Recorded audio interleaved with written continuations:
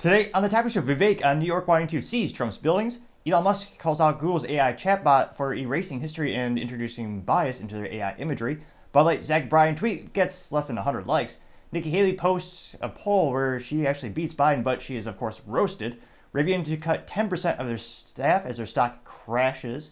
Telecom outage brought services to a stall last week. And Ford recalls about 150,000 vehicles due to a seatbelt issue. All of that, much more on The Topping Show.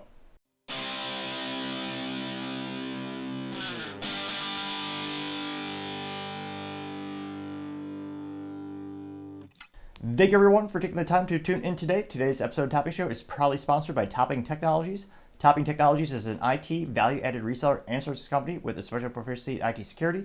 Heck, I see their founder at least twice a day. Gotta say he's quite handsome and brilliant. He's me, you see, that's a joke. If you're an IT leader or business owner, reach the team at sales@toppingtechnologies.com. Also trying to get to 4,000 subscribers by the end of the month. So if you could click that button and tell your friends, I would greatly appreciate it. Now going over to the business part of the podcast, you have Rivian cutting 10% of their staff as their stock crashed terribly. In fact, it was one of the worst days for the company. In one day, it dropped 26.34%. And when it comes to the week average last week, well, it was terrible to say the least. Now, should be too surprised they're starting to cut staff. Now, again, going back to that 5-day trend last week, it went down 35.34%.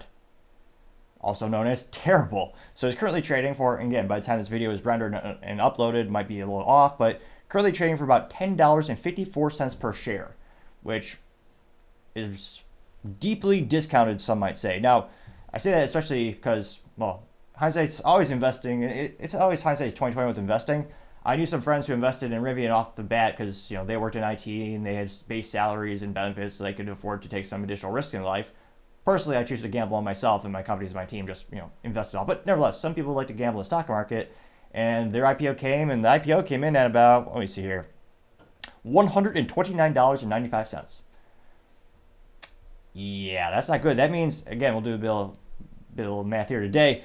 The stock has currently lost 91.89% of their stock value. Just erased.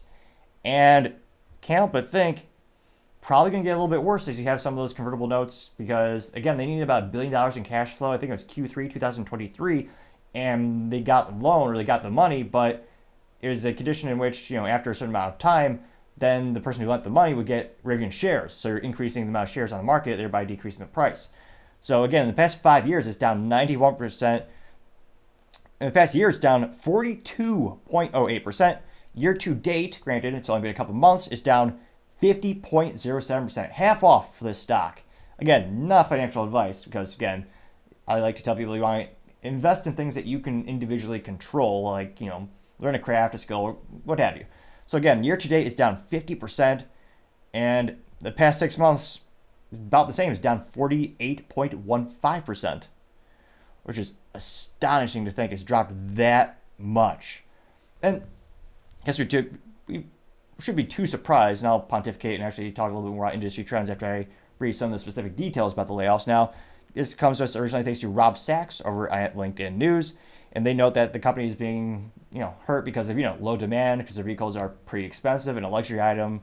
Now, they note that they are getting rid of specifically 10% of their salaried jobs, and they note that production this year is expected to match that of 2023 at 57,000 vehicles, which, again, for a relatively new startup company, that is still very impressive. You look at the amount of companies that fail, the automotive industry is one of the worst ever. I mean, I'm reading a book about Henry Ford right now, and it's talking about how in the 1900s, there's over 300 U.S. manufacturers that come to automobiles. And now there's only a couple handful. The last successful company in the U.S. in terms of American automotive companies starting and being successful before Tesla was Chrysler.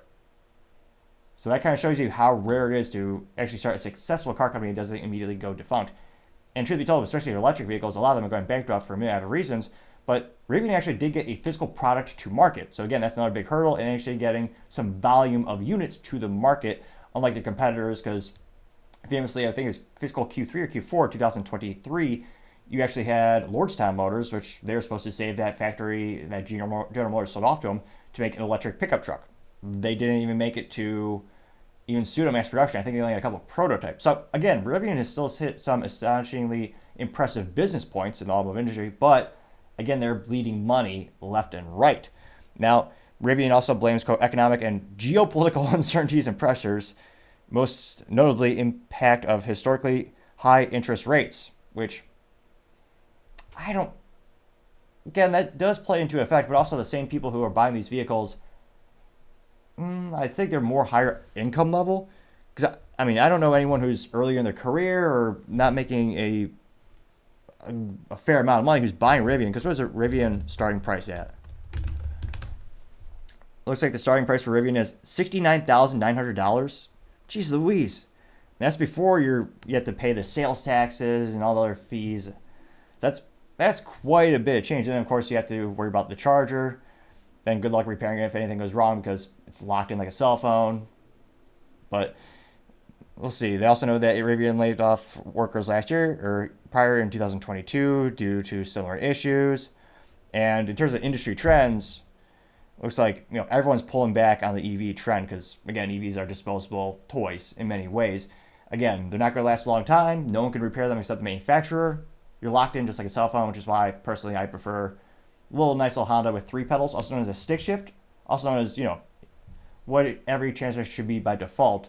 And it's got a good little Honda internal combustion engine, which means any local mechanic can repair it, any local mechanic can maintain it, and because it has brilliant Japanese engineering, it'll last damn near pretty much to the day I died. If I really wanted to make it last that long, and truth be told, I'll probably do as much as I can to make it, though taking it to the track probably isn't the best policy if I want that to last a million miles. But nevertheless, it's damn near bulletproof. That's one of the biggest benefits of an internal combustion engine, especially if it's Japanese manufactured.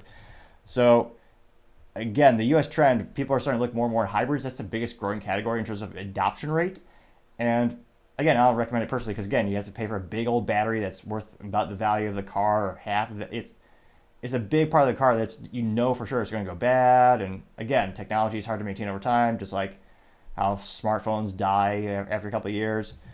Now, they say that EV sales did grow 47% last year compared to the 70% growth in 2022. So again, that growth rate, the adoption rate is decreasing. It is still a growing category, but it's not growing as fast, and people are starting to look at other alternatives. Now, it looks like the Rivian, one of their competitors, Lucid, they note that they're only increased their EV output by 500 vehicles this year, which is pretty, for them, is still a little bit, because again, Lucid is much, much smaller scale, but to me, it's not premium because you're paying $250,000 for an electric sedan, but some people consider it a premium vehicle and they price it appropriately to that definition. So I'll be interested to see as more and more people are starting to move away from EVs. And again, I think because there are some good points economic, all the political uncertainty, I think people are going to try and make their vehicles last longer given everything that's going on in the world. I don't think everyone's going to go out and buy a new car tomorrow. You also have, for the average user, again, Rivian's more expensive. I don't think the average user is going to entertain that option yet. Because again, the average vehicle price sold in the US is around $50,000 for a new vehicle. And Rivian's starting, basically $70,000. But let's just say the outlook for Rivian is, Magic Gateway Ball probably still says the outlook is not so good. Thank you everyone for taking the time to tune in today. Again, I'm trying to get to 4,000 subscribers by the end of the month. So if you could click that button, I would greatly appreciate it. Also, leaving a thumbs up, thumbs down, or comment is a great way to give me some additional feedback so I can make the show better and better. Lastly, don't forget to take the time to tell your family, tell your friends, tell your coworkers, heck, tell your enemies, tell anyone and everyone. Just stay safe, fight the good fight.